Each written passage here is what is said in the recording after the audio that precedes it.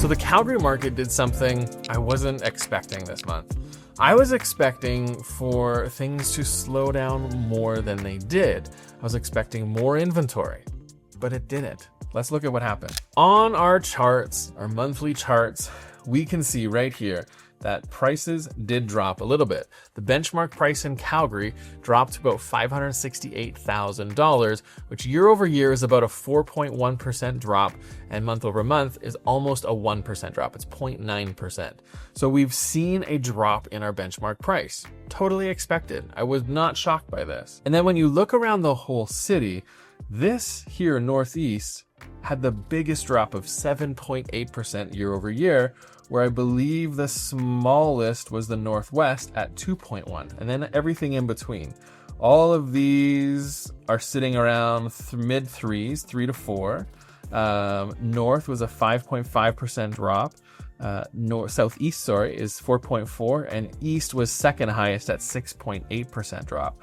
So your Northeast and your East neighborhoods, again, like same as last month, saw some of the biggest year-over-year decreases in the city when it comes to kind of your benchmark prices. Now, here's where things shifted a little bit. I personally was expecting to see kind of a higher number than we did for the number of new listings. I was expecting that we were going to be, let me change this super quick. I was expecting that we were going to be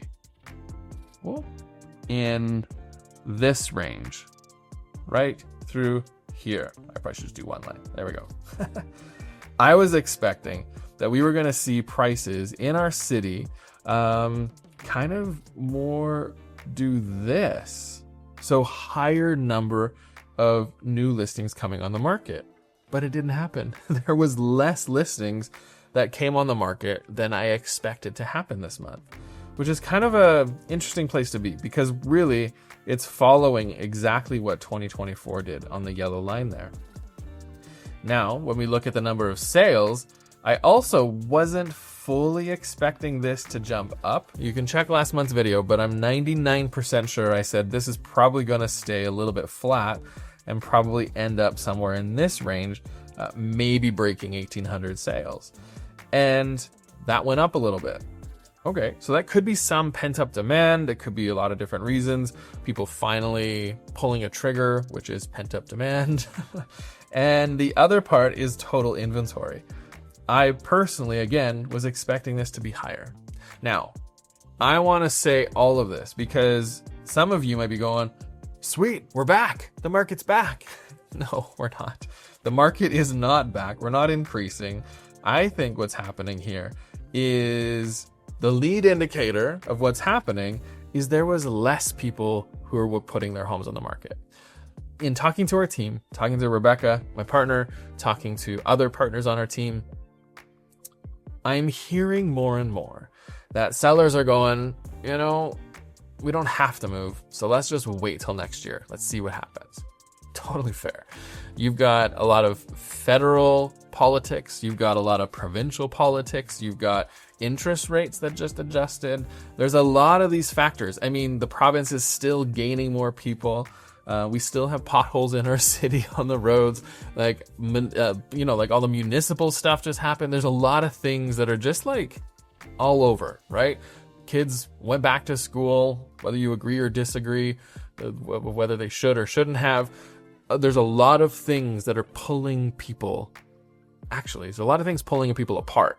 And that's what makes me sad, actually, about a lot of this right now, is that there's more reasons for us to be on the opposite side of the table versus trying to find ways to be on the same side of the table or not even have a table and we're just in a circle. That'd be kind of nice. But I digress because that's not the market. That's the people in the market. So I guess it is the market. Anywho, so the inventory I thought was going to be higher. I really did think that we were going to start seeing these numbers. When we saw that near 7,000 listing number last month, I was expecting for it to pass 7,000, possibly even, right? So what does that mean now? Well, sellers, you still have to be properly priced. This does not mean your prices are just going to go up in value. And what's then confusing is because then right here, it shows us shooting back into a balanced market for the whole city. Well, I want to talk about that because not all areas, not all types of properties are kind of considered equal, right? So let's dig into this a little bit. So let's look at the zones. Blue is 30-day. And so again, the blue number is your shorter snapshot. Red 90-day is your longer snapshot. And that's going to give us a little bit of an indication of where the 90-day is going to go. Is the blue pulling it up or pulling it down?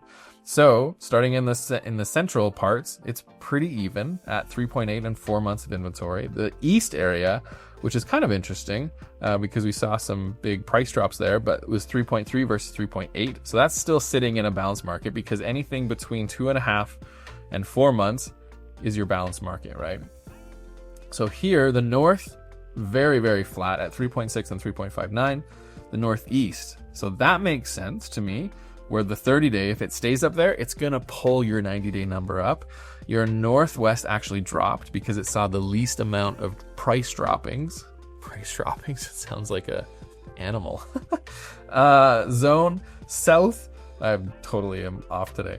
Okay, the south, we saw 2.51 months of inventory versus 2.75. So again, very, very flat. Southeast, very close as well, 3 versus 2.8, and the west was 2.9 versus 2.9. Like, that's literally the same. So all this to say, it's kind of this weird market. Like, this doesn't even really help understand. So what about price ranges? So price ranges, if you look at it, this is going from 0 in $50,000 increments up to $1 million, which is right here. And then over that, we're doing 100,000 increments up to a certain point. So in under $1 million, which is this section right here. Oops, there we go. We are seeing, when I look at this really quickly, I'm seeing a lot of 3 months of inventories. I'm seeing some 2s in here, and then it kind of jumps up into 3s, 4s, kind of, throughout. And then when you get over $1 million, you're kind of seeing a lot more 3, 4, 5, and then it kind of spreads out from there. So what's going to help make a little bit of sense here is if we actually break down the months of inventory, basically based on property types. So if we look at the property types, let's start with detached homes. So anything that is under this line is in a seller's market. So that is 500,000 and under. All detached homes in the city. And it will vary based on areas and neighborhoods too, but under 500 is still in a seller's market. And there's probably, if you looked at the number of sales, there's just probably not that many because there's not that many. And well, as prices drop, you're going to see more show up as well. But when you go over 500,000, all of these are sitting in a balanced market because 4 months of inventory is up there. So no detached homes based on price ranges are sitting in a buyer's market at all right now. However, there are many sellers who are sitting on the market and kind of watching prices changing. So how does that even make sense? Well, the thing is, you have to make sure you are priced accordingly. If you price your property, at or just above what the last sale was and prices are dropping, you're not going to get a sale. You're just going to sit there. And if you're not getting showings, you're probably priced too high or there's something wrong with your home. And those are the things you got to uncover. But let's go look at semi-detached. So anything in semi-detached properties in the city, we've got 2.5 and 4 right there. Under 500,000 technically is sitting in a seller's market. And everything else other than over $1 million is kind of in a balanced market. And then over $1 million is in a buyer's market. Now, what's interesting about that is when you get over $1 million and you're a semi-detached property, you have options. If I'm looking at a 1.1, let's say, $1 million semi-detached property, I could probably find a 1.2 detached or a 1.3 detached. So, I know that's $200,000 difference, But again, it's a different type of buyer. They have more down payment. They're, able to move things around, and they're probably going to look at something different. I've seen for a long time semi-detached properties, depending on the area, it's been hard to get over $1 million. And I think we did that, but it's going to slide down quickly too. So that's the reason you're seeing over $1 million kind of shift quite a bit. All right, now let's look at townhomes, because this is where it starts to shift a little bit. So 2.5 is really roughly about there, and 4 is about there. Okay, so now when we're sitting in townhome markets, 500 to 600 is sitting in a buyer's market. Your 300 to 500 is all technically in a balanced market. 6 to 7 is a balanced, and then it jumps like 12 months of inventory for over 800,000, and there's literally zero numbers for over $1 million for townhomes. So the markets are changing. So when you're looking at these lower price products, of all of these things, they are tighter. Like we've said this for a while now, for a couple of months, those entry level products are a little bit tighter. Now we're starting to see that shifting, where it's still tighter for townhomes, but they're actually moving potentially into buyer's market territory outside of the balanced market, even for your $300,000 to $500,000 range. And here is where it actually all changes. Because again, if you look at the whole city, it's saying we dropped to 3.8, which would be like, great, the city is coming back, but not everything is. So again, if we look roughly at that, we don't really need the number there, but the line I should say, but we look at that 2.5 to 4 months of inventory, all price points of apartments are sitting in a buyer's market. And this is where it kind of shifts, right? Because when you only look at this number here, you can see that it's going down. Like it was like, wow, like our market has gotten better. But when you actually break out price points and you actually look at this property types, not all markets are getting better. And so you really need to understand what type of market you're in. Now, there was a video that we shot, and I'll put a link to it, because it's really, really important to understand this. As these markets are all shifting, and as we go into a new year and we head into the spring market, you're going to see different things happening, and not all of them good things, as a seller or a buyer. And so when you're a buyer in this market, you need to know what's happening so you can prepare for it. Because you as let's just use detached homes. You as a detached home buyer, so if you're sitting at the 650 range, your experience is going to be very different than the 950 range. Now, and I know that's like, they're different homes, they're different sellers, they're different markets. But when you talk to your 950 buyer and you're the 650 buyer, they're different. You're going to have different experiences. That 950 buyer, they're sitting at like 3.2 months of inventory, and it could be even higher depending on where they're at. And that you could be, 2.5 months of inventory. Those are very different feeling markets, between 2.5 and 4. So what ends up happening is that 650 buyer, they need to be a lot more prepared. They don't have time on their side. They may not be able to, if something comes up in the market, you might not want to wait 3 weeks to go see that house. It might not be there. It might be. Things aren't moving like they were before. However, you just got to know what's happening. So we have one buyer that I can think of, and something good. They're looking under 600. It's like 550. And that 550 market is kind of sitting 2.5 months. Now they're looking in a certain neighborhood that is a little bit higher, so it's probably even lower, probably a 2-month inventory was my guess. Now for them, every time something comes up, they want to go see it. Then we go see it, but they don't understand that they have to sell their house first. And we've tried to have the conversation many, many times, and this is where I'm hoping you will understand this too, and maybe they're watching and you'll get it, but you have to have all your ducks in a row. You can't just go write an offer if you need to sell your house. You need to know what's happening in that market. And there's a lot of steps you want to take as a person who's making a move in this market, because this market is fantastic for the right type of client. And that person is someone who's buying and selling in the same market, whether they're moving up or they're moving down. And that's what you want to make sure you are doing, is prepping according to the market that you're in. So if you need to prep your house, if you need to get your RPRs ready, if you need to probably list your home first because you're selling in a slower market than what you're buying in, I know it's uncomfortable, but you might have to list your home.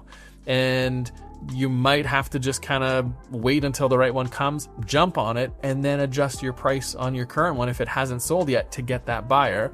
Ask for longer days on the purchase. Like, all of this is all different strategies. It could be the opposite for you. You're buying in something that is really slow and you have lots of time, but you're selling in something that's really quick. These dynamics are vital for you to be able to make a move over these next couple of years, possibly, if we have kind of a flat market. And so what's also happening in our market is we still have people moving to Calgary, right? Alberta in general, Alberta is still leading population growth at a 2.5% annual growth as of Q2 2025.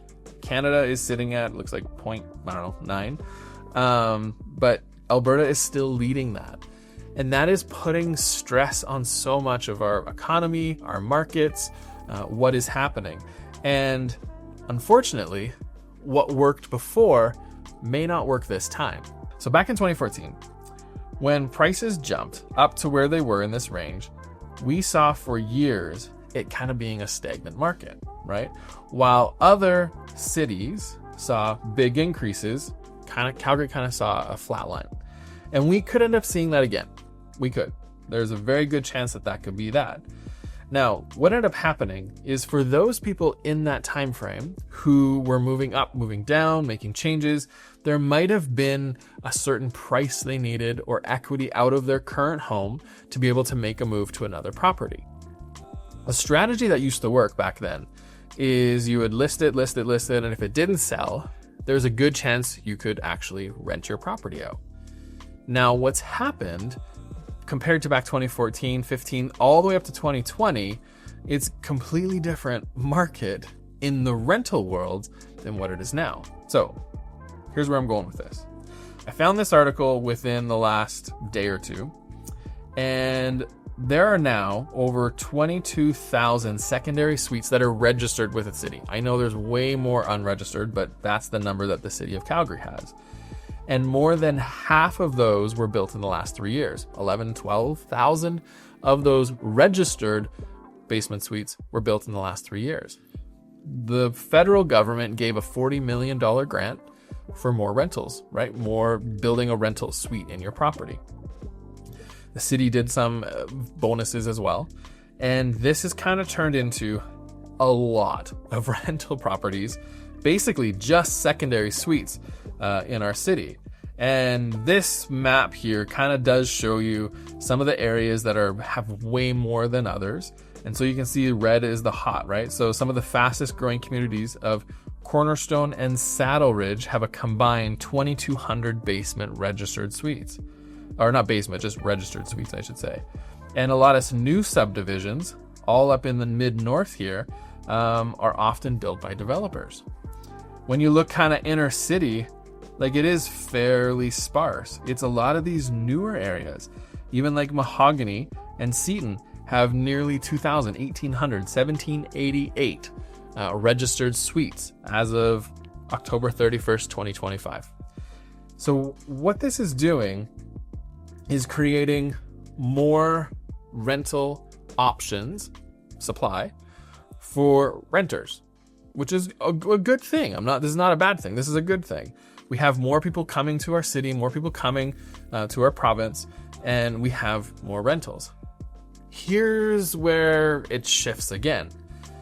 So the government also has incentivized people to build purpose-built rentals. So if we look currently right now, we have 12,000 purpose-built rentals that are being built in our city. And that number alone, if I recall, I think it's 54 or 58, but it's a 50-something% growth year over year compared to what it was last year, as I think what the exact numbers were. And that is insane Like the amount of purpose-built rentals that are being built in our city. This is your 8-plexes, 6-plexes, all inner city, the rezoned, there's MLI, MLC, whatever the program is, where you get 50-year amortizations. You have to have at least a few of these units being affordable rentals, keeping them like townhomes. We were talking to somebody, we were out at Dairy Lane the other day, and a client walked by and we're talking, and they're like, it's just crazy because they're like wanting to get into a townhome in kind of like West Hillhurst area. And they were like, all the places we're looking at have these basement suites and we don't want that. And there's just so many suites being built by these inner city builders, by developers, by incentives by the city. But what's happening is that's just creating a massive competition. So here's where I'm going with this. Thank you for sticking around. So here's where I'm going with this. What used to work back in this time frame, when sellers couldn't sell their property to get enough equity out of their property, they would keep it and become accidental landlords. And then what they would do is they would turn that into a rental, and they would keep it, pull money out, go purchase the next home.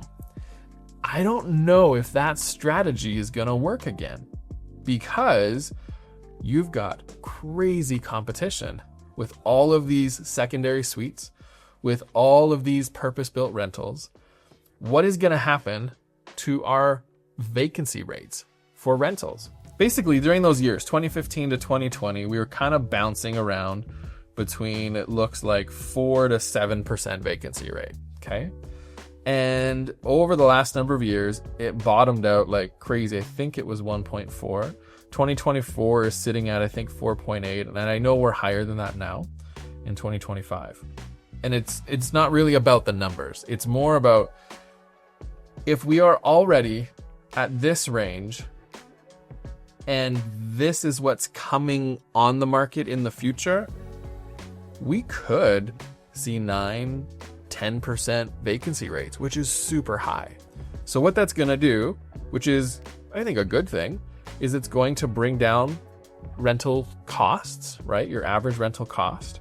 But what it's going also to do is it's going to have it be way harder to rent your properties out. So if you have vacant properties now and you're finding it hard, you're going to find it harder as we move forward. So the strategies that worked over the last stagnant market have completely shifted and completely flipped, because we have a completely different set of rules in our game right now. And that is what we are tracking, and that is what we are working through, and that is what we're trying to help our clients understand when it comes to your specific situations. And I know that there are many agents in the city, but if you're looking for a second opportunity or a second piece of advice, or you're interviewing agents, we would be honored. I know you watch this. A lot of you watch our content, and I see you and I meet you in the streets at coffee shops and everything, and I love it. But I also know that we can do a fantastic job in helping you navigate this market in whatever decisions and choices you have. So reach out to us. Let's chat. Watch this next video because I know it's going to be helpful, and we'll see you up here in this video.